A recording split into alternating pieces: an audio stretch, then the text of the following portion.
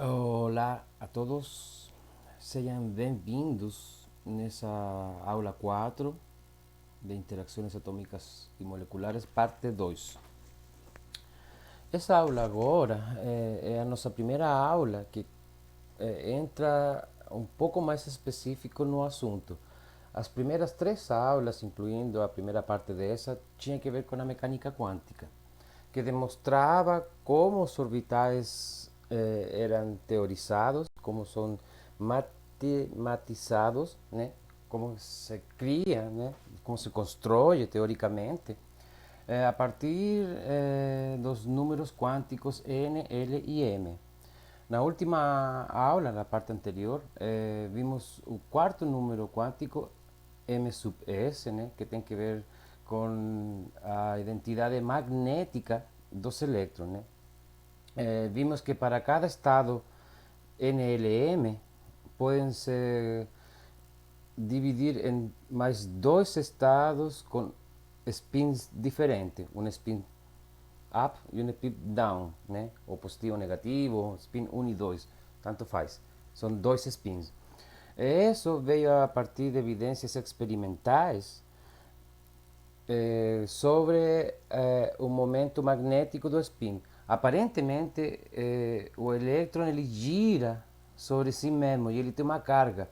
No momento que ele está girando sobre si mesmo, com um spin, né, ele produz um momento magnético, né, e esse momento magnético induz uma dupla deflexão quando aplicado um campo magnético. Essa dupla deflexão não era esperada. Lembra que no experimento de Stern-Gerlach, com L igual a zero, implicava M igual a zero, só um valor de M, né? E em vez de ver uma única linha na placa coletora, elas se viram duas linhas, implicando que para cada M tinha dois possíveis valores, denominados depois spin up e spin down. Vamos a ver agora a parte importante, como se constroem os orbitais atômicos, né? E esses orbitais que depois serão utilizados para formar as moléculas, tá bom? Então, vamos abrir nossa aula.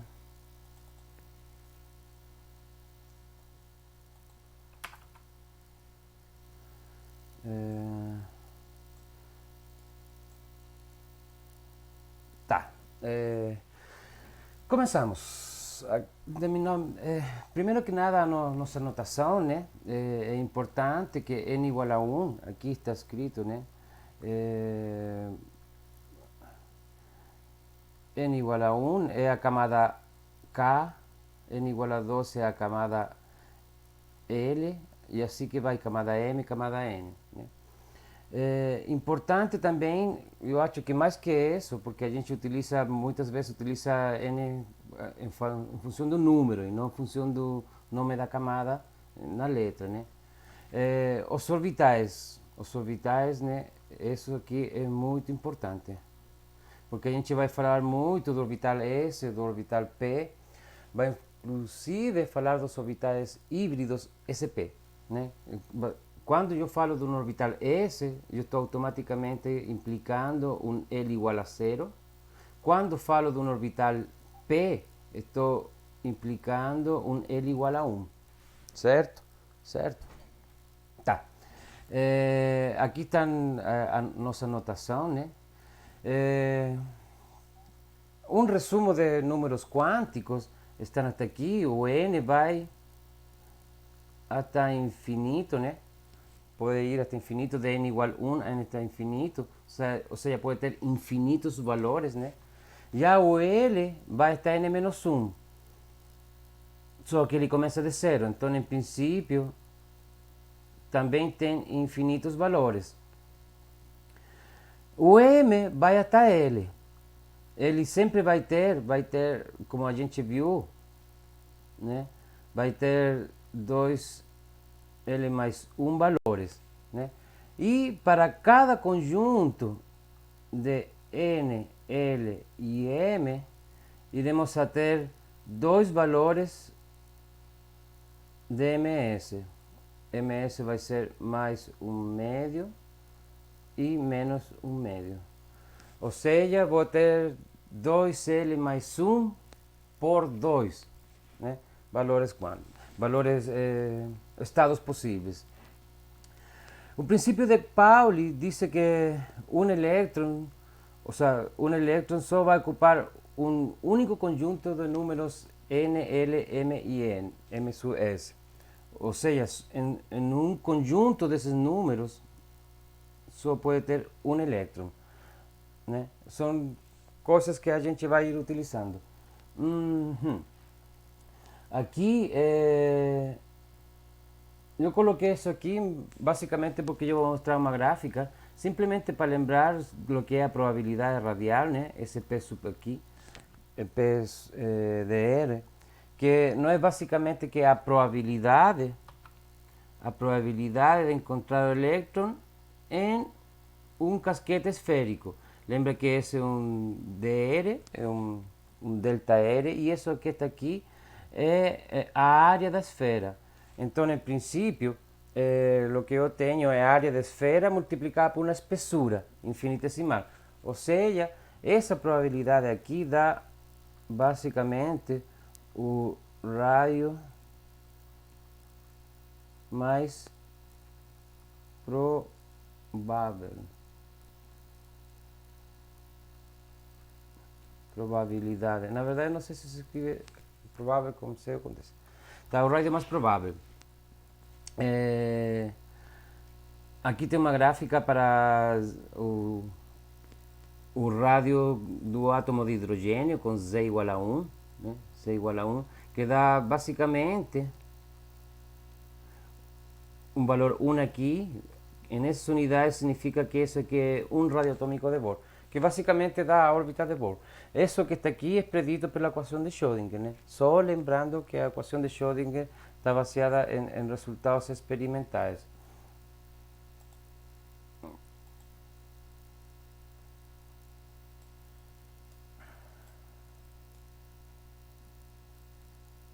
Então, vamos a lo que interessa. Aqui precisa um comentário pequenininho. Resulta, gente, que os elétrons vão se ordenar em função da sua energia. Quanto mais afastado do núcleo, mais simples é quebrar a ligação. Ou seja, menos forte é a energia de ligação que está atrelada a ele. E quando se eu lançar elétron a um núcleo vazio, ele vai se ordenar em função da energia mais próxima do núcleo, ou seja, a energia que está a maior energia de ligação, Nesse caso, menos negativa. Lembrando que a energia de ligação para um estado N vai ser igual ao negativo do número atômico ao quadrado por energia do estado fundamental partido por N quadrado. Isso que significa? Significa que à medida aumenta o número, ele se faz, à medida aumenta o número n, ele se vai fazendo cada vez mais negativo, né?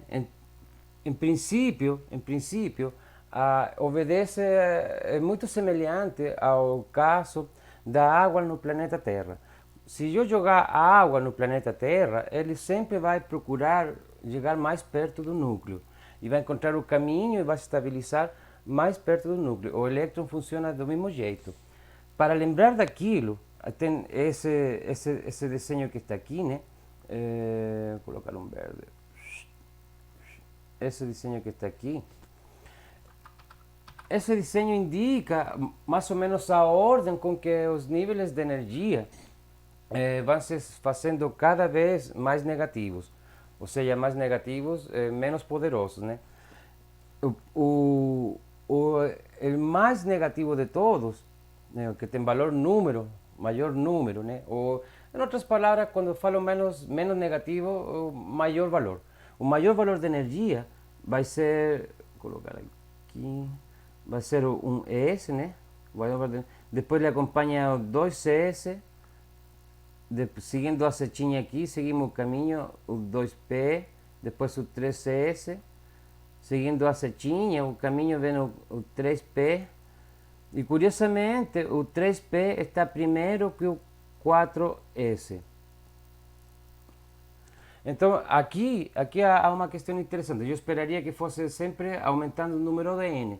N representa o número 1, né? Ou 1 representa o número n.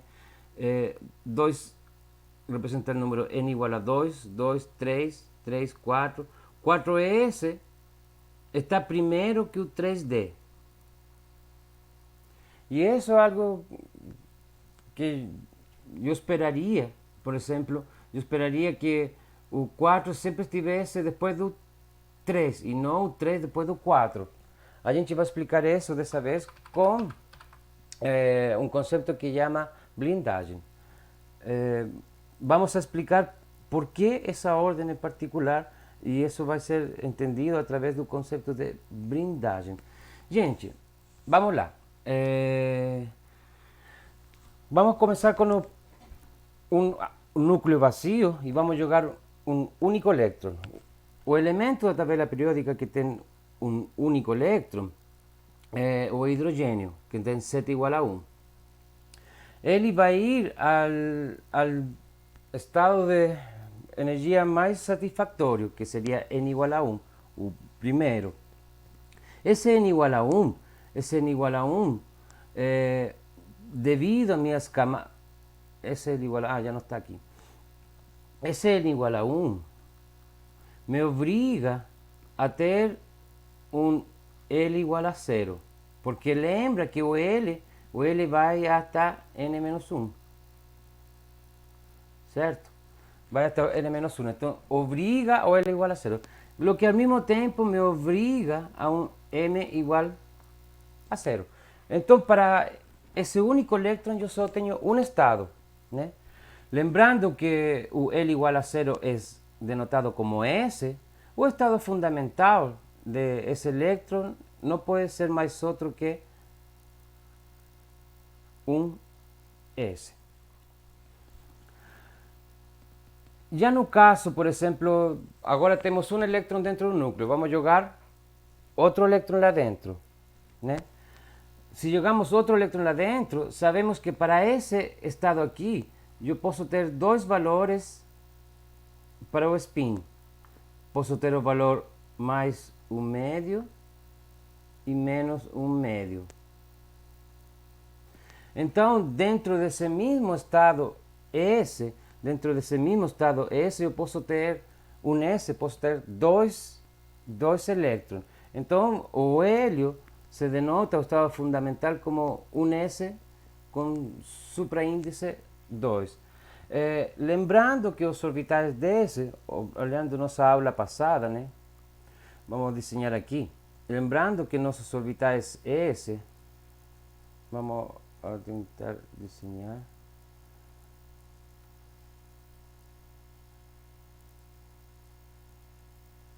Isso é importante porque a gente vai utilizar esse esqueminha depois. Vamos a falar que esse cara aqui vai ser o eixo X, esse cara aqui vai ser o eixo Y e a profundeza vai ser o eixo Z, né? O elétron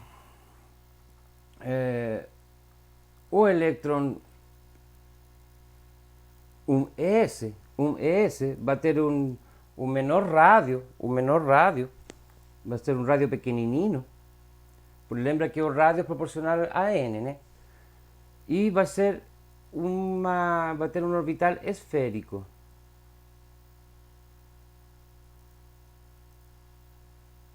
Então vai ser uma bolinha.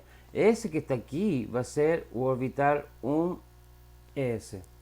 E esse orbital S pode conter só dois elétrons, certo?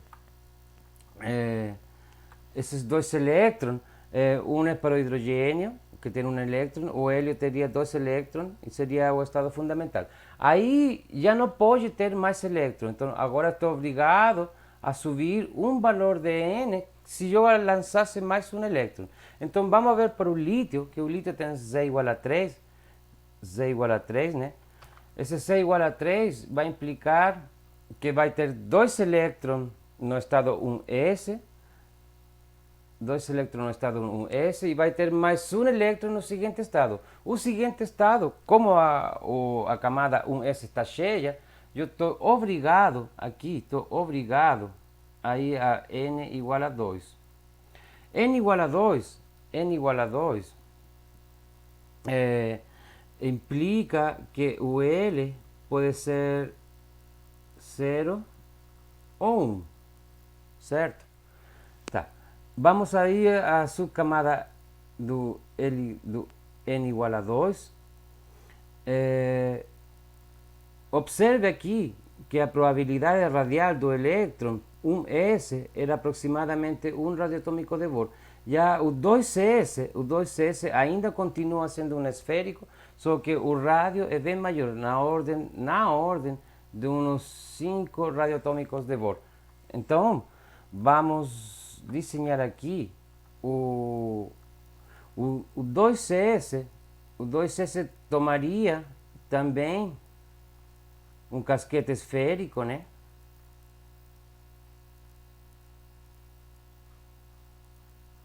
Seria uma bolinha esférica ali. Esse seria o 2s.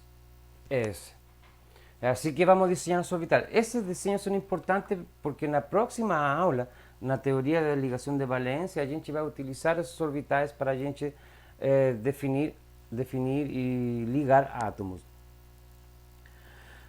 Nesse orbital, o estado fundamental, o primeiro valor que tenho aqui é o L igual a 0. Então, nosso átomo de lítio teria um valor de 2 electrones na camada 1s e 1 electrão na camada 2s, certo? Com L igual a 0.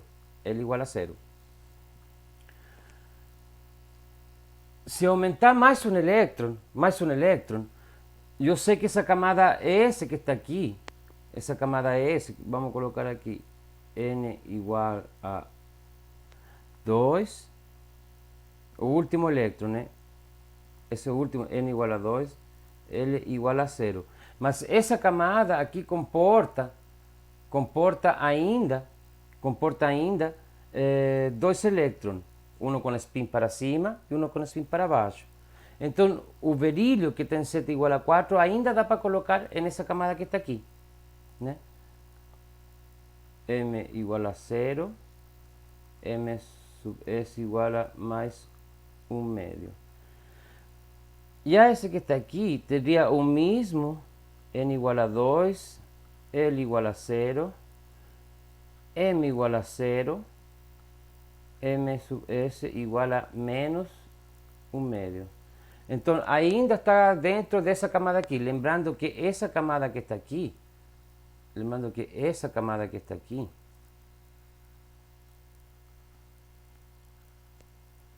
é a 2s. Lembrando que essa camada que está aqui é a 2s.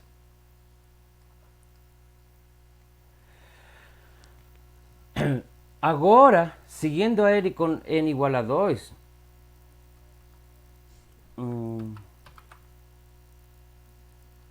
seguindo com n igual a 2, agora passamos para L igual a 1. Só que L igual a 1 implica que o M pode ter valor de menos 1, M pode ser 0 e M pode ser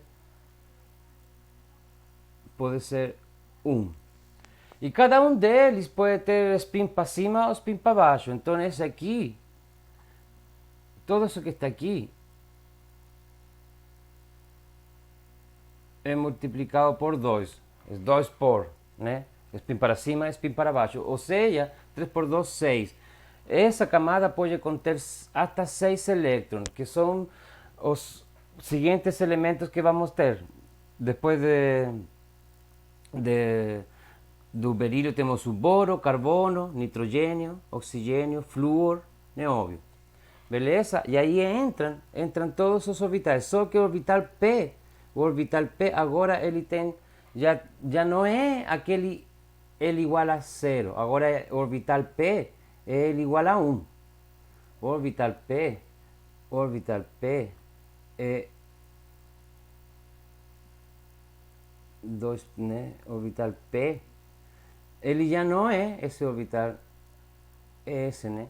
Orbital P, ele já não é uma esfera concêntrica, senão que o orbital P, vamos colocar aqui um laranjinha, um vermelho mesmo, roxo.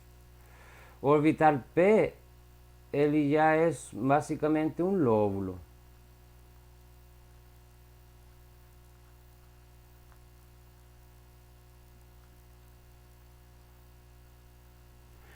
Esse seria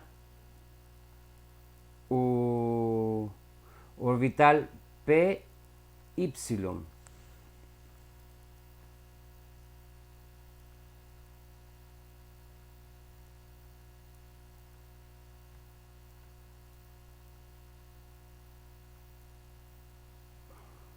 Se o orbital o PX, e esse que estaria aqui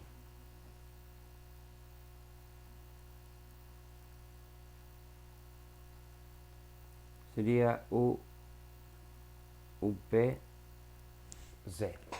É importante, gente, que aprendamos a desenhar isso aqui para a teoria da ligação de valência. Por quê? Porque depois vamos juntar dois tipos de orbitais desse tipo e vamos ligar eles entre eles. Vamos juntar essa figura aqui com outra figura aqui, já seja em moléculas heteroatômicas, né, que são do mesmo elemento, ou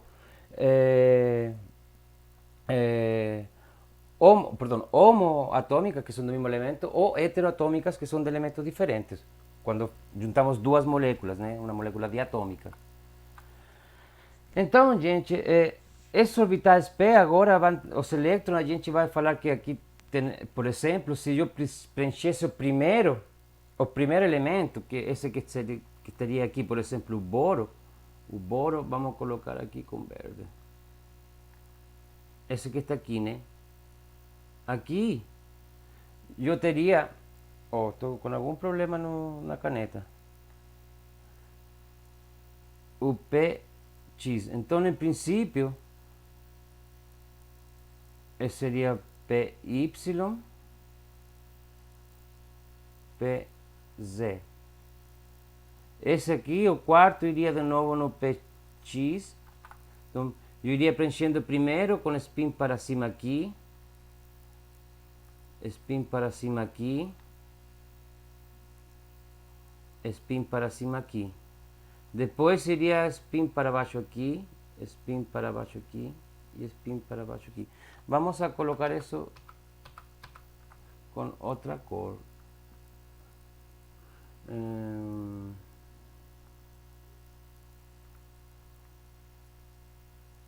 Bom, aqui preencheria com... Vamos colocar a mesma cor mesmo.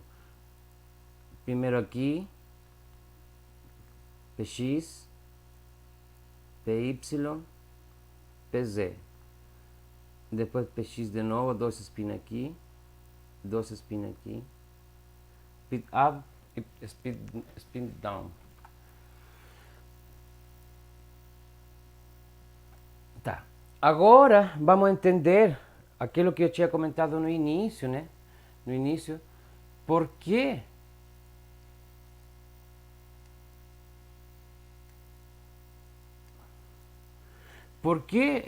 o elétron 3D, né? Se eu estou aumentando o número n, por que o elemento 3D está depois do 4s, né? Por que essa ordem que está aqui?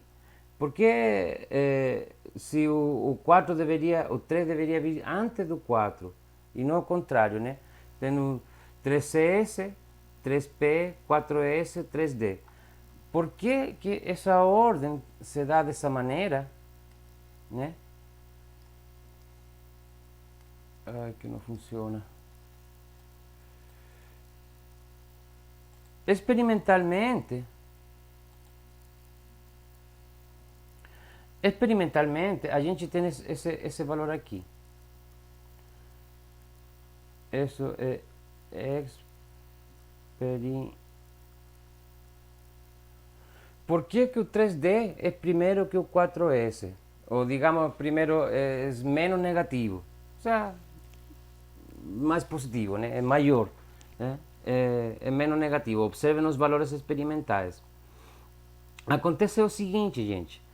Acontece que quando eu tenho o elemento configurado, eu tenho o átomo, o último elétron que eu estou lançando, ele simplesmente não vê a carga efetiva total positiva do núcleo. Lembra que ele vai ser atraído, esse elétron vai ser atraído pela carga positiva do núcleo. Positiva. Então, o que acontece? Acontece que os elétrons que estão entre o último elétron que eu estou lançando e o núcleo, eles atenuam a carga, ou seja, fazem uma blindagem. Aqui é mais simples ver nessa figura que está aqui. No caso do lítio, por exemplo, no caso do lítio, ele é atraído pela carga de três prótons, né, que tem carga positiva. Então seria mais 3E, onde E é a carga elementar. Esse último elétron, vamos marcar de novo aqui. Esse último elétron que estou lançando, ele é atraído pelo núcleo. Só que o núcleo, que tem uma carga positiva, ele é atenuada pelos elétrons que estão nas camadas internas do núcleo. Então, a carga, digamos, a carga efetiva vai ser basicamente esses 3 prótons menos os 2 elétrons que estão aqui, que tem uma carga de 2C, os 2 elétrons que estão no meio do caminho. Né? Isso se pode ser visto através da lei de Gauss, né? Que encerra a carga líquida ao interior do sistema que eu estou analisando.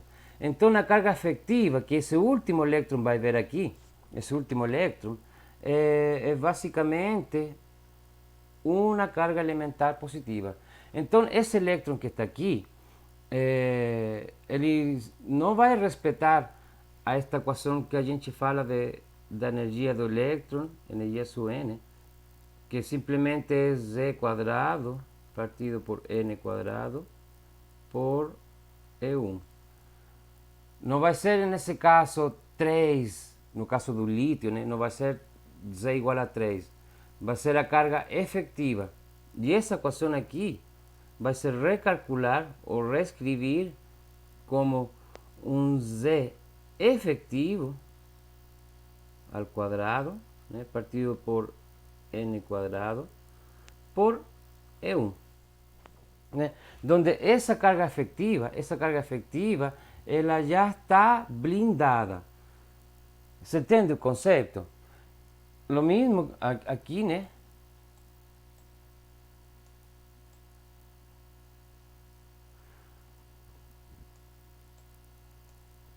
No caso do sódio, ele tem Z igual a 11. Porém, a carga al interior,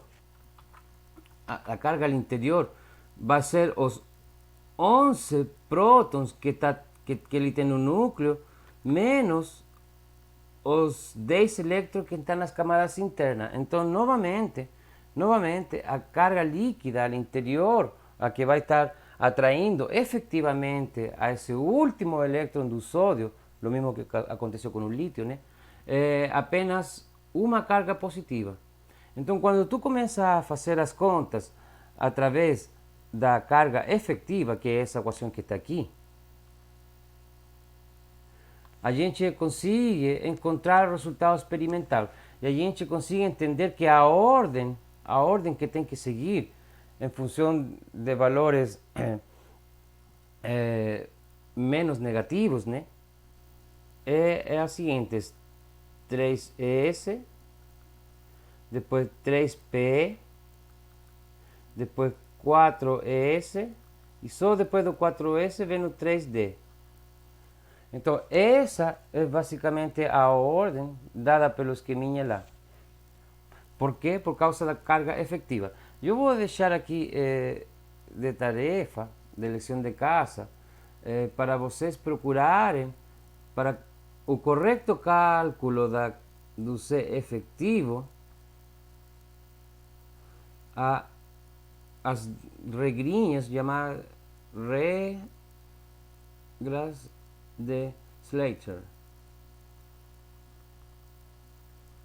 Então, procurem as regras de Slater, porque tem umas sutilezas pequenas para que esses valores que estão aqui sejam realmente exatos, mas tem. Então, seguindo essa ordem que está aqui, a gente pode ir preenchendo. Por quê? Porque sabe que no estado S, no orbital S, cabem 2 elétrons, no orbital P, cabem 6 elétrons, orbital S cabem 2 elétrons, no orbital D cabem 10 elétrons. Por que 10? Porque o D implica L igual a 2, lo que implica, a sua vez, que os valores de M são 5. M são 5, né? Vamos colocar aqui menos 2, menos 1, 0, 1, 2. E cada um deles tem 2 spins. Mais um médio, menos um médio. 5 por 2, 10. Então, em princípio, seguindo essa mesma ordem, nossa própria sequência, né? Tá, tem o 2P, que pode ir até o elemento manganésio, né? Que tem Z igual a 12, preencheu a camada 3S, depois da 3S vem a 3P, seguindo as regras da Slater, né? E o fenômeno de blindagem. O 3P pode conter 6 elétrons, que são os seguintes elementos da tabela periódica. Depois se preenche os elementos 4S, que são 2 elementos. E a partir do Z igual a 21, né? De igual a 21, se podem preencher os elementos dos orbitais 3D, que são 10 elementos. E assim sucessivamente, através do conceito de blindagem, conseguindo saber a ordem correta, né, dos elétrons, que seria basicamente essa ordem aqui.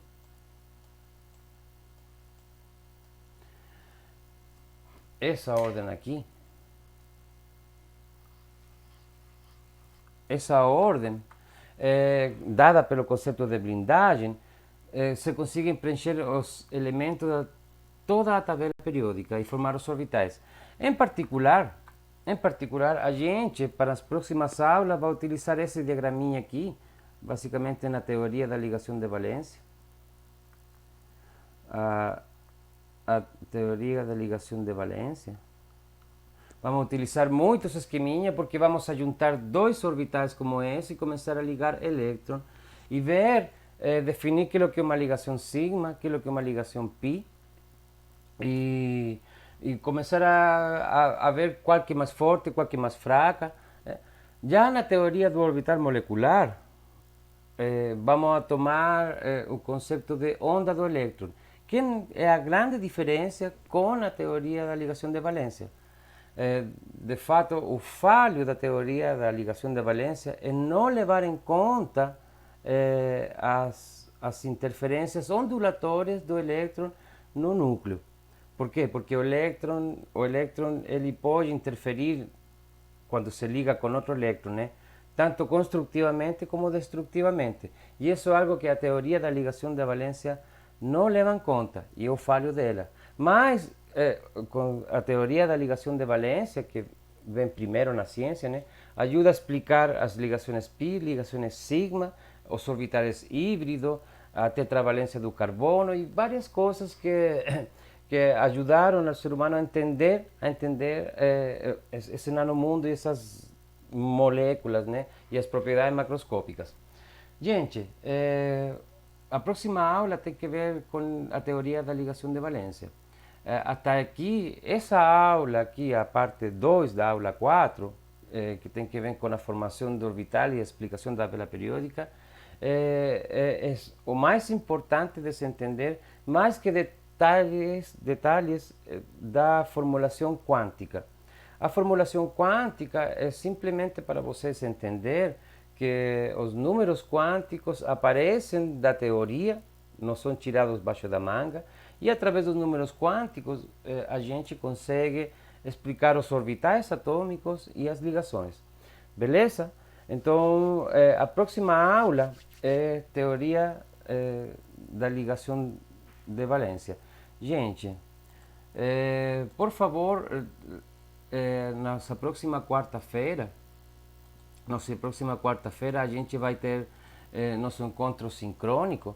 Então peço por favor que vocês assistam os vídeos e anotem suas perguntas para a gente poder discuti-las. Beleza? Vamos tratar também sobre os listados e já vamos começar a conversar sobre a prova. Beleza, gente? Um abraço a todos e até uma próxima.